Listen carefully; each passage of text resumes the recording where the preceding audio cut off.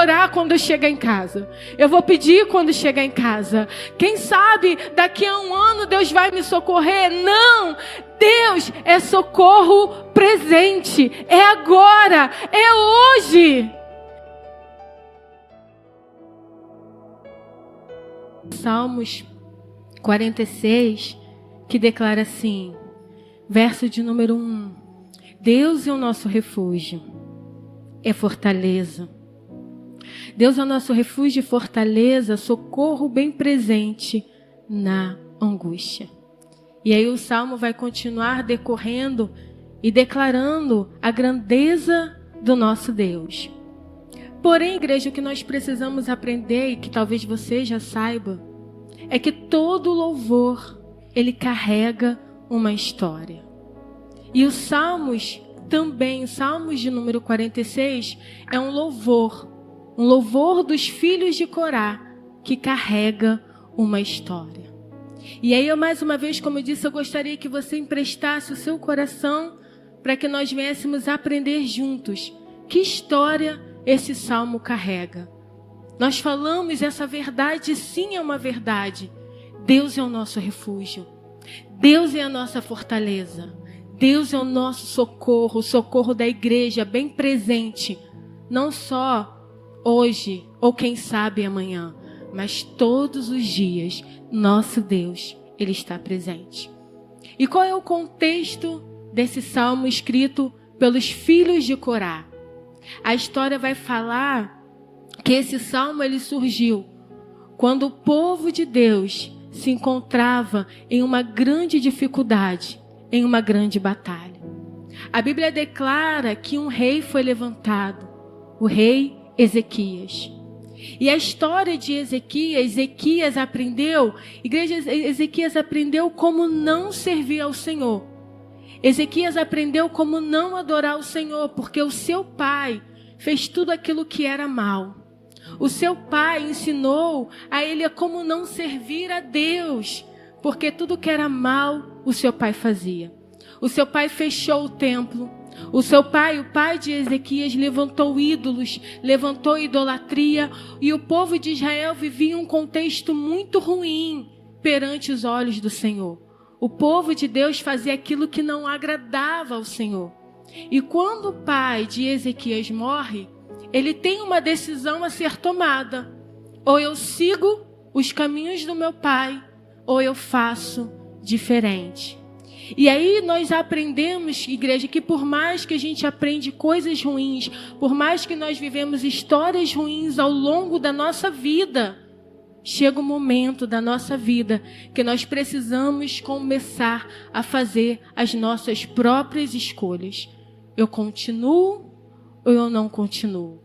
E Ezequias, o rei Ezequias, decidiu no seu coração a não continuar a história do seu pai.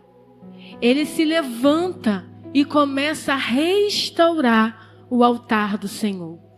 A Bíblia vai dizer que ele traz de volta a adoração. A Bíblia vai dizer que novamente ele quebra os ídolos. Ele quebra a serpente de bronze que Moisés levantou e que o povo estava adorando. Ezequias agora começa uma nova trajetória com Deus. Ele traz novamente para o povo de Israel adoração ao Senhor, dizendo: nós precisamos mudar. Nós precisamos colocar o nosso Deus como centro, e Ele restaura toda a adoração do povo. Ou seja, a Bíblia vai declarar que como Ezequias, como o rei Ezequias, não havia. E a Bíblia continua dizendo no livro de 2 Reis 18, que Deus se agradou tanto da adoração e da devoção do rei Ezequias, que comparou o seu reinado como o reinado de Davi. Ezequias escolheu honrar ao Senhor. Ezequias escolheu novamente louvar ao Senhor e colocar Deus como centro da sua trajetória. Porém, quando nós tomamos essa decisão, nós já sabemos que o inimigo também vai se levantar. E com o rei Ezequias não foi diferente. Um grande exército se levantou. O rei Senaqueribe se levanta contra o rei Ezequias. E ele se levanta com palavras de afronta, declarando: quem vocês pensam que são? E a Bíblia, a história vai dizer que esse rei Senaqueribe, ele já tinha se levantado com vários outros, já tinha conquistado várias outras cidades. Era um exército muito poderoso e tão grande a ponto deles cercarem toda Judá. E Senaqueribe se levanta: vocês acham que o seu Deus vai te levantar, vai te livrar? E aí eles se levantam com tanta autoridade, declarando, colocando medo, colocando pavor no povo de Deus. E o povo de Deus fica com medo. O rei Ezequias fica com medo diante de tanto aquele exército que se levantou. Mas como o coração de Ezequias estava em Deus, o rei Ezequias vai ao templo, vai orar. Também nos ensinando, igreja, que nas nossas dificuldades, nas nossas lutas, nas nossas batalhas, sejam internas ou externas, não existe lugar melhor do que a casa do Senhor. O mundo, ele vai buscar refúgio em todas as outras coisas. O mundo, ele quer talvez esquecer do problema. Ele quer esquecer da adversidade. Ele quer esquecer da luta, não é assim? Eu vou me embriagar para esquecer meus problemas. Eu vou ali porque eu preciso esquecer. Eu vou aqui porque eu preciso não lembrar. Mas Deus, com o seu povo, com a sua igreja, Ele faz diferente. Ele diz: eu não quero que você esqueça. Eu não quero que você busque refúgio em outro lugar.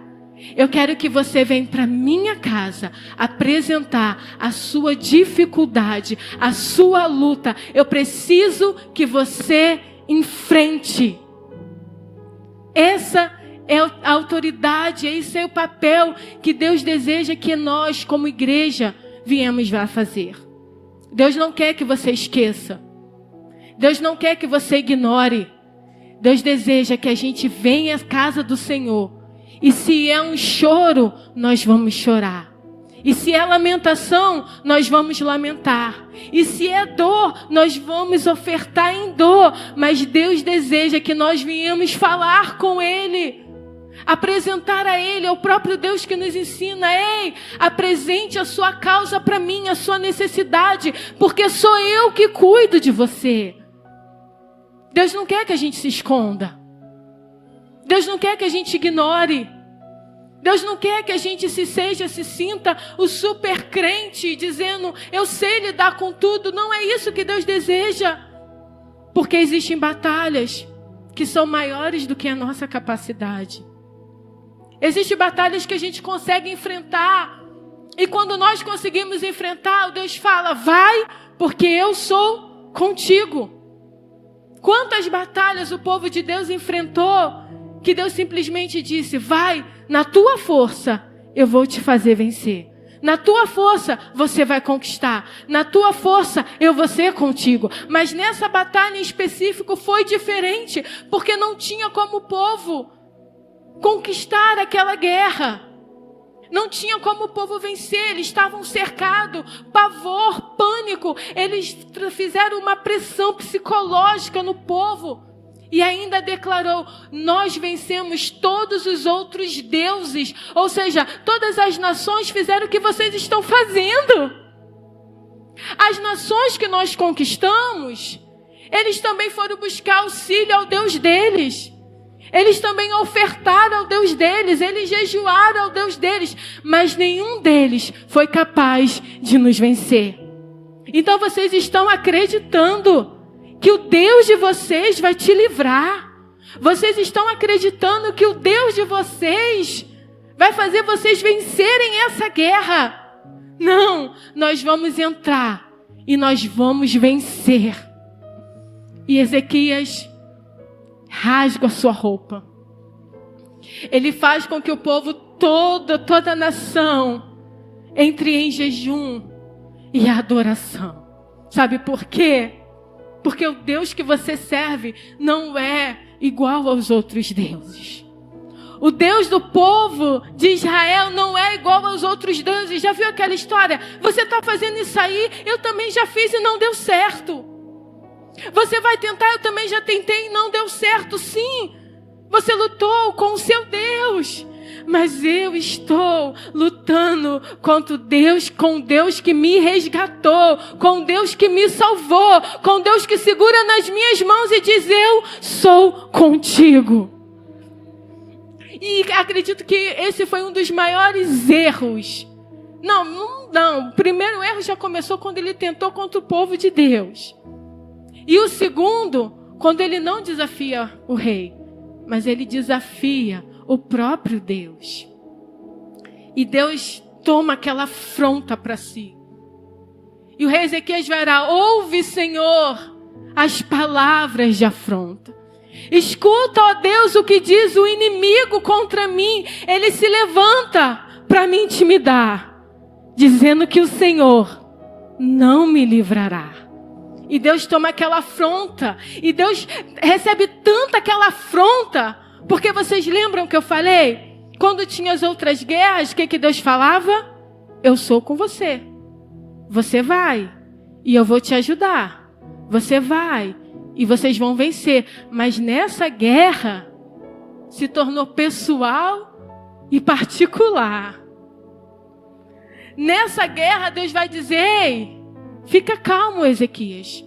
Vocês não vão ter que pelejar. Eu vou nessa guerra. E sim, quando todo o povo de Deus dormia e descansava, Deus foi na guerra. É isso que Deus nos ensina. Por isso que Deus, ele constantemente, ele diz para a sua igreja: ei, descansa a sua alma. Ei, descansa o seu coração. Porque eu vou. E quando Deus fala que vai, Ele vai. Deus, quando fala que vai fazer, Ele vai fazer. Então, quando o povo descansa, quando o povo dorme, a Bíblia diz que Deus envia os seus anjos. E quando eles amanhecem, não tinha um soldado de pé. Você pode dar um glória a Deus? Naquela guerra específica, o próprio Deus se levantou. E o seu povo não precisou fazer nada. Apenas ter o seu coração em Deus. Apenas ter a sua fé no Senhor. É por isso, igreja, que é muito importante nós sabermos o Deus a que nós servimos. E todos os esforços que nós fazemos em Deus não é em vão. O esforço de ir contra a nossa vontade para orar. O esforço de ir contra a nossa carne para obedecer. O esforço de ir contra as nossas necessidades para colocar Deus em primeiro lugar. Não é em vão. Tudo que nós depositamos em Deus, tudo que nós fazemos em Deus, com o coração para o Senhor, seja grande ou seja pequeno, Deus, Ele recebe. Deus, Ele recebe as nossas orações. Deus contempla o nosso esforço. E acredite, vale a pena colocar Deus em primeiro lugar. E depois dessa história que eu narrei para vocês, depois desse contexto em que o povo consegue vencer essa batalha, os filhos de Corá, aqueles mesmos que declararam: por que te abate, ó minha alma, por que te perturba dentro de mim? Confia em Deus, pois eu ainda louvarei a Ele, o meu auxílio, Deus meu. Eles vão narrar mais uma vez esses salmos lindos, essa canção linda. Então o Salmo de 46 é carregada de uma história de vitória. E aí eles declaram: Deus, depois da vitória, eles se reúnem para louvar ao Senhor. Vira para o irmão e fala: o seu louvor está sendo preparado. No final dessa batalha, vai haver uma canção. Você crê? Então dá um glória a Deus bem forte. E olha qual é a canção que eles louvam ao Senhor. Deus, é o nosso refúgio. Deus é a nossa fortaleza. Socorro bem presente na angústia. Não existe, igreja, ausências de dias ruins. Mas Deus está presente em todos os dias. Você pode dar um glória a Deus? E o que eles estavam tentando, o que eles estavam querendo dizer com essa canção? Refúgio, sabe o que simboliza? Lugar seguro para um coração aflito. Quando o nosso coração está aflito, quando há uma inquietação aqui, dentro do nosso interior, quando há anseios na nossa alma, Deus é o refúgio. Deus é o lugar que nós podemos ir e ter a certeza que Ele é presente. E aí ele vai dizendo, Deus é fortaleza. Deus é aquele que nos protege das ameaças externas da vida.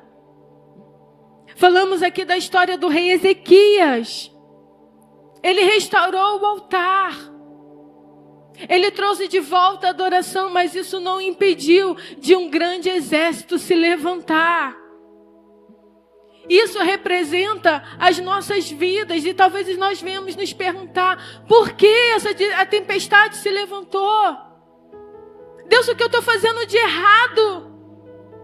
Deus, aonde está o meu erro? Me mostre o teu pecado. Nem todas as batalhas externas são simplesmente porque existe erro ou pecado. Faz parte da vida. O que não faz parte é a gente não entender que Deus não é a nossa fortaleza. Porque se levantar batalhas, aquelas que a gente talvez imaginou que aconteceria, porque no roteiro do cristão, oração mais jejum, mais palavra, simboliza a ausência de problema. Não é assim? Essa semana eu orei, jejuei, li, então não vai ter problema. Não. Faz parte da vida. Lutas virão. Nós não podemos impedir o inferno de se levantar. Não tem como impedir a atitude das pessoas. Não tem. O externo ele vai sempre tentar preencher, porque qual é o objetivo do externo? Penetrar o interno. O objetivo das lutas externas é tentar alcançar o seu coração e fazer com que o seu coração duvide de quem é o seu Deus. Mas aí nós precisamos lembrar dos salmos. Deus é a minha fortaleza contra as tempestades da vida. Declare isso para o teu coração. Deus é a minha fortaleza contra as tempestades da vida. E eles continuam louvando. Deus é socorro presente na angústia. Igreja, Ele não vem antes ou depois. Nosso Deus está presente todos os dias. E eu louvo ao Senhor porque talvez a gente demore muito para ir para o lugar secreto de oração. Talvez a tempestade da vida está se levantando, a adversidade está se levantando e ainda a gente demora um pouquinho para ir para o lugar que a gente sabe que precisa ir. Mas eu louvo a Deus que quando nós vamos, Deus já está lá. Deus é aquele que está dizendo para a sua igreja: ei, eu estou aqui. Eu só estou esperando você vir até mim. Mas eu estou aqui. Vocês lembram de quando Lázaro morreu? O que as irmãs de Lázaro falaram? Senhor, se o Senhor estivesse aqui, meu irmão não teria morrido. E sabe o que os amigos em volta falaram? Lázaro, aquele a quem você ama, morreu. Seu amigo Jesus, ele morreu. E você demorou a chegar. Talvez eles tentaram inibir a fé, ou tentaram ir contra Jesus dizendo com essas palavras. Se você trata assim a pessoa que você ama, se você deixa morrer a pessoa que você ama, se você estivesse aqui, o meu irmão não teria morrido. A adversidade externa aqui, elas não poderiam fazer nada. Elas até tentaram. Avisa Jesus que ele está doente. Avisa Jesus. Mas Deus não chega atrasado. Essa é a grandiosidade do Deus que nós servimos. Ele é socorro presente, não é socorro futuro, não é socorro no passado. Ele é socorro presente. Hoje, agora. Você pode dizer, eu vou orar quando eu chegar em casa. Eu vou pedir quando chegar em casa. Quem sabe daqui a um ano Deus vai me socorrer? Não! Deus é socorro presente. É agora. É hoje. É nesse culto. Não é no próximo culto. É nesse culto. É agora. Deus é o nosso socorro presente. E os filhos de Corá entenderam isso, porque quando chegou no momento certo de batalha, o povo dormia e Deus trabalhava. E eles continuam dizendo, portanto, não temeremos, ainda que a terra se mude, e ainda que os montes se transportem para o meio dos mares, ainda que as águas rujam e se perturbem, ainda que os montes se abalem pela sua braveza.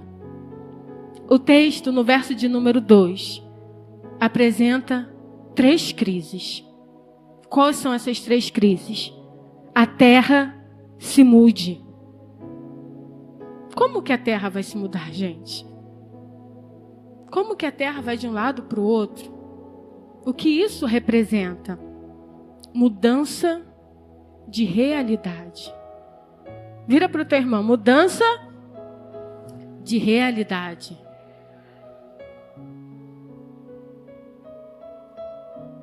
Qual era a realidade do povo?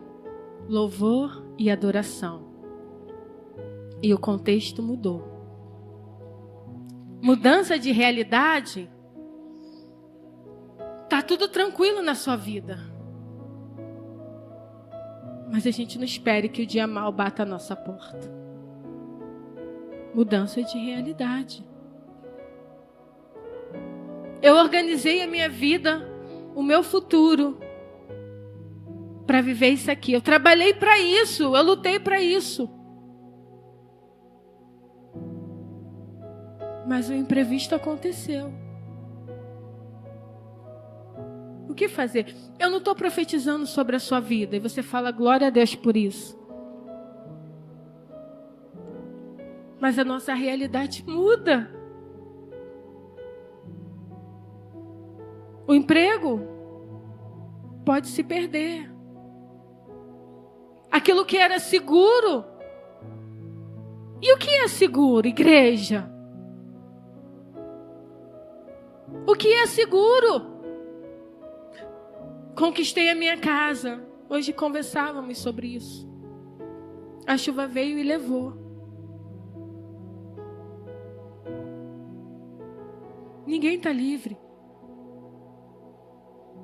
Mas Deus é socorro presente. A minha realidade pode mudar. Mas Deus é o meu socorro presente. Sabe o que Ele está ensinando? Que o seu socorro, que o meu socorro, que o socorro da igreja não está na força do nosso braço. Não é o meu emprego. Não é o meu casamento. Não são os meus filhos. É Deus. Sempre foi. E sempre será Deus, Deus, Deus, Deus. Os montes podem se transportar. Como eu falei, aquilo que parecia ser firme pode se deslocar. Aquilo que parecia ser firme pode não ser. Sabe, os montes se representam mudanças de governo. Senhor, tenha misericórdia de nós.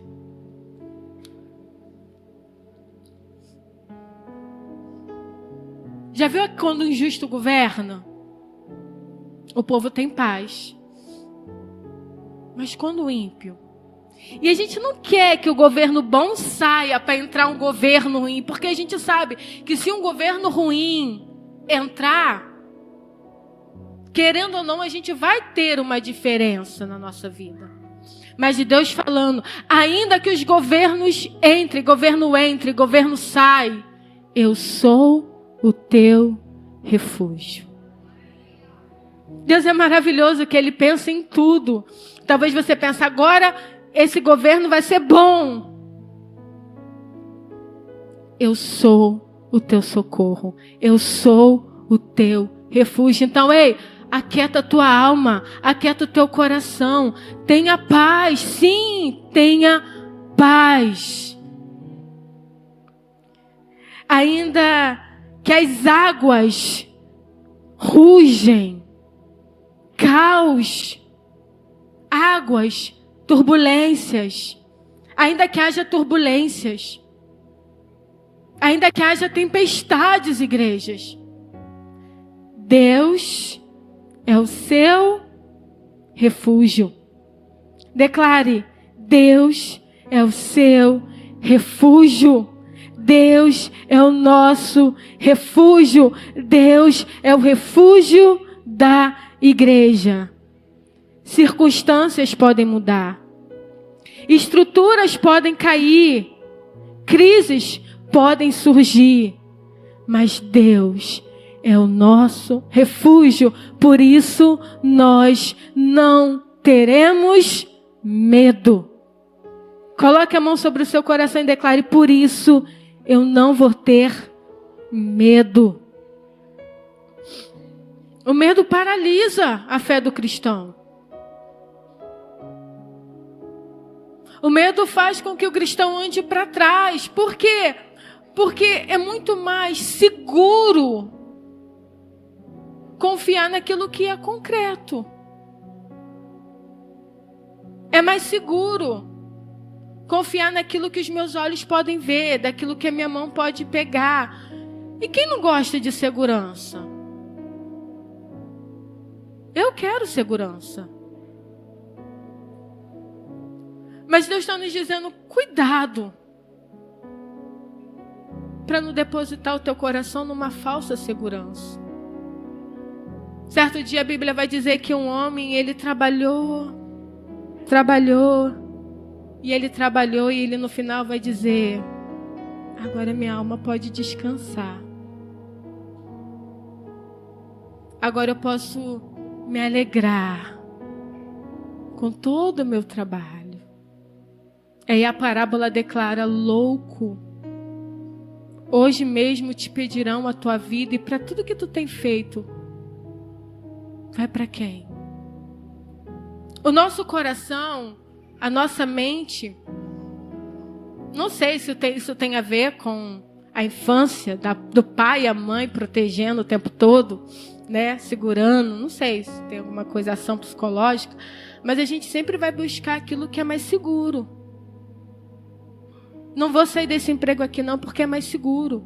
Tá ruim, mas tá bom.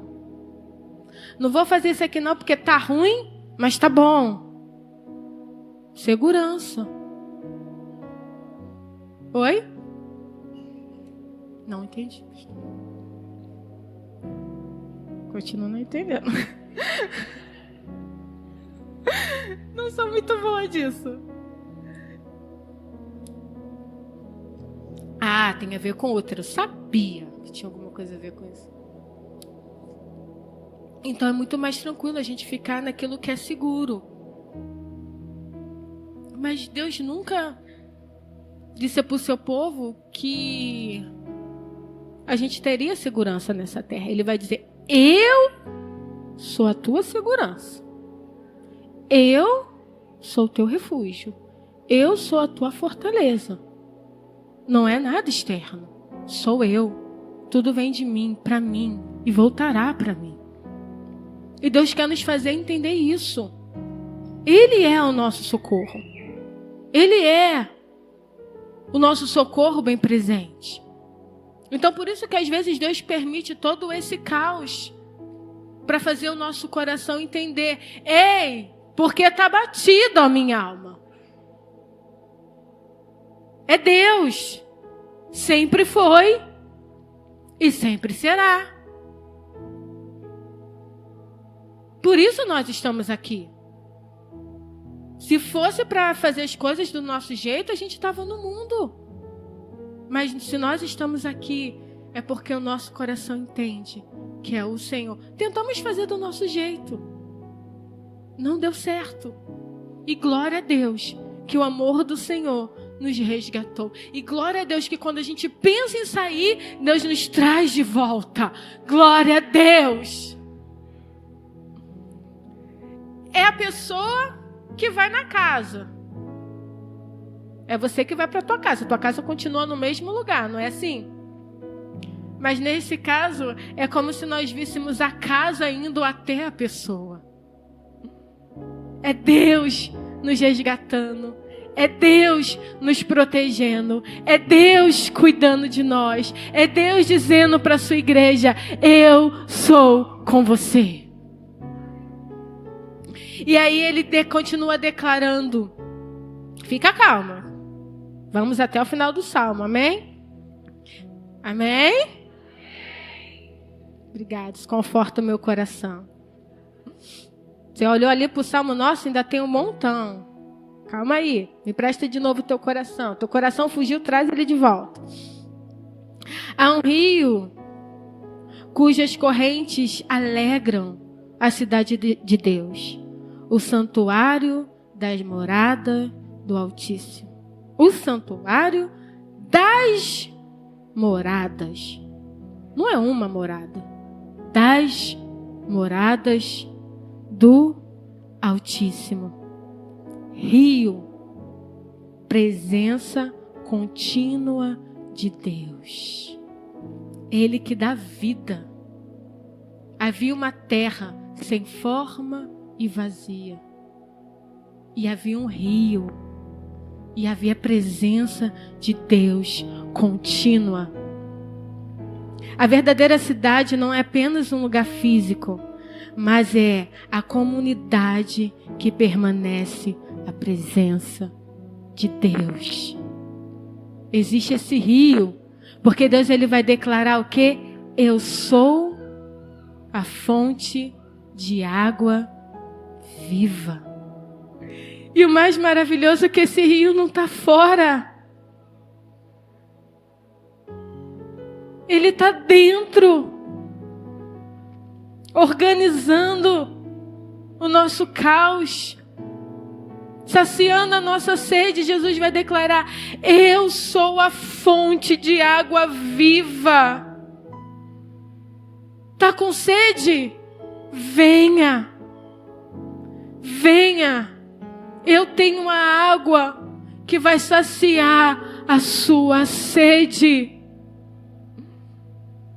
Há um rio que flui. Há um rio que traz vida para o povo de Deus. Verso de número 5. Deus está fora. É isso. Deus está fora. Deus está no canto direito, no canto esquerdo. Aonde Ele está? Aonde Ele está? No meio. dentro. E o que ele vai declarar? Não será abalada. Não se abalará. Ei, eu ainda estou dentro. Graça, misericórdia. Por quê?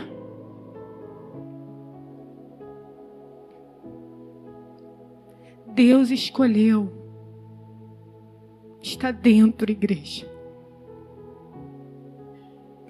Tantos lugares que ele poderia habitar. Deus está dentro. Deixa eu pular rapidinho, porque só para trazer esse contexto.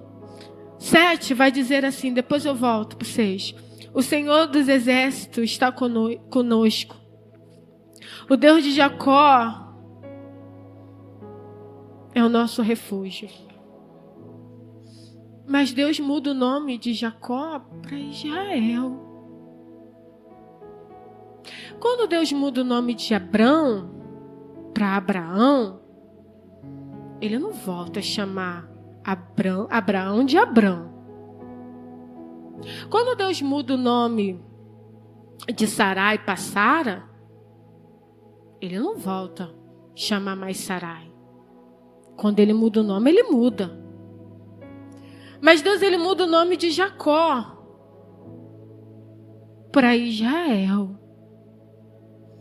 Mas em umas partes do texto, como Isaías vai dizer, eu te criei, ó Jacó.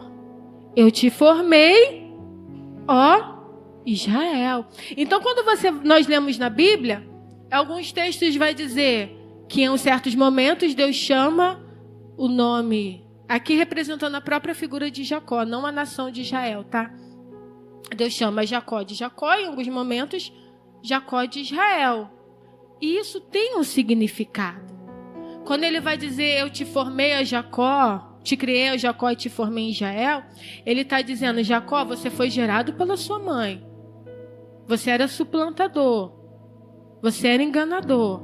Mas eu te formei, eu te transformei. Agora tu és Israel. E aqui nos Salmos, ele poderia dizer, o Senhor dos Exércitos está conosco. O Deus de Israel é o nosso refúgio. Ou seja, o Deus de um homem transformado. Um Deus de um homem que não é mais o mesmo. Então eu poderia pensar, Deus só está comigo se a minha vida estiver de acordo, em perfeita harmonia. Aí Deus vai estar comigo. Só que o Salmos, ele traz algo muito lindo. Deus escolhe estar no meio. Ele não vai falar o Deus de Israel é o nosso refúgio. Ele vai dizer o quê? O Deus de Jacó. O homem perfeito, suplantador, enganador, pecador. Enganou seu pai, enganou seu irmão, enganou seu sogro. Um homem que teve medo, um homem que fugiu, um homem totalmente imperfeito. Trazendo para a minha natureza e para a sua natureza. O Deus, o Senhor dos Exércitos, o Deus do homem imperfeito, está conosco. E aí a gente se pergunta, dentro das nossas adversidades, será que Deus vai me socorrer? Quem já teve essa dúvida? Será, Deus, que o Senhor vai restaurar? Será, Senhor, que o Senhor vai fazer?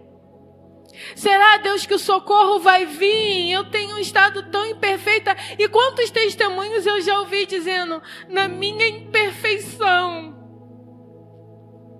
eu jamais achei que Deus iria fazer. E é aí que Deus faz. Porque não é que Deus deseja que a gente vive na nossa imperfeição, não é que Deus se agrade com o nosso pecado, não é que Deus queira que a gente viva uma vida sem temor, não é isso.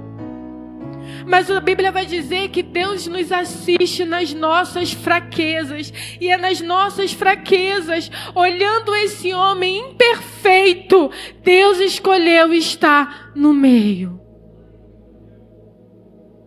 É um convite, o mesmo convite que Paulo vai dizer: ei, vocês não sabem que vocês são templo de Deus e que o Espírito de Deus habita em vocês? Paulo não estava dizendo continue no seu erro, não. Ele estava dizendo: lembre-se de quem vocês são. Lembrem-se do Deus que escolheu estar dentro. Do Deus que escolheu você para estar aqui. Você é especial. Deus poderia ter escolhido outra pessoa. Vire para o seu irmão, Ele escolheu você. E se Deus não te escolhesse? O que você ia fazer?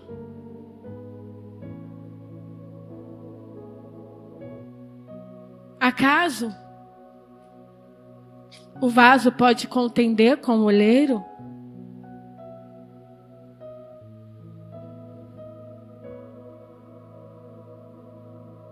Eu sou grata, porque Deus nos escolheu. E aí, vocês já repararam que todos os salmos tem essa partezinha aqui, essa palavra selá, no final? O que isso representa? Uma pausa. Oi? É uma pausa que eles escreviam. Eles paravam. Porque não é uma canção, mas é uma história. Talvez a gente não saiba a dimensão porque nós não vivemos, mas cada canção tem uma história e quem escreve sabe o que estava vivendo.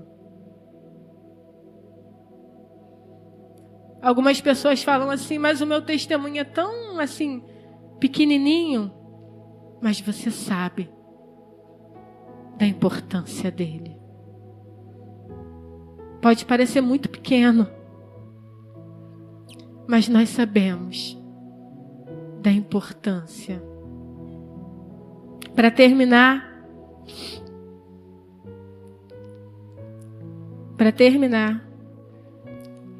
o verso de número 10 diz assim: aquietai-vos e sabeis que eu sou o seu Deus.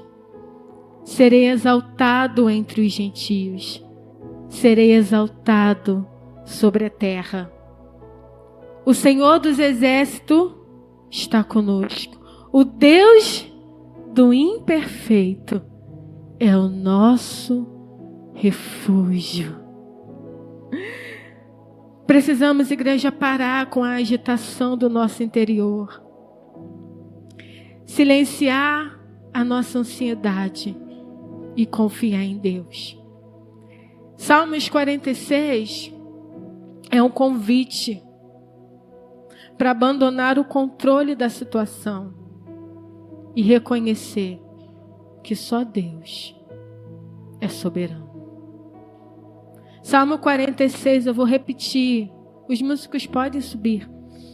É um convite para abandonar o controle da situação e reconhecer que Deus é soberano sobre todas as coisas.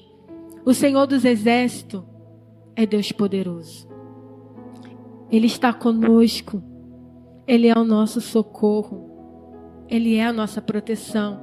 Então, quando a situação se levantar, como se levantou na vida do rei Ezequias e todo o povo, lembre-se que só Deus tem o poder. Vamos nos colocar de pé. 1 Reis 18. Ezequias confiava no Senhor, o Deus de Israel. Nunca houve ninguém como ele entre todos os reis de Judá, nem antes e nem depois. Ele se apegou ao Senhor e não deixou de segui-lo. Obedeceu os mandamentos que o Senhor tinha dado a Moisés.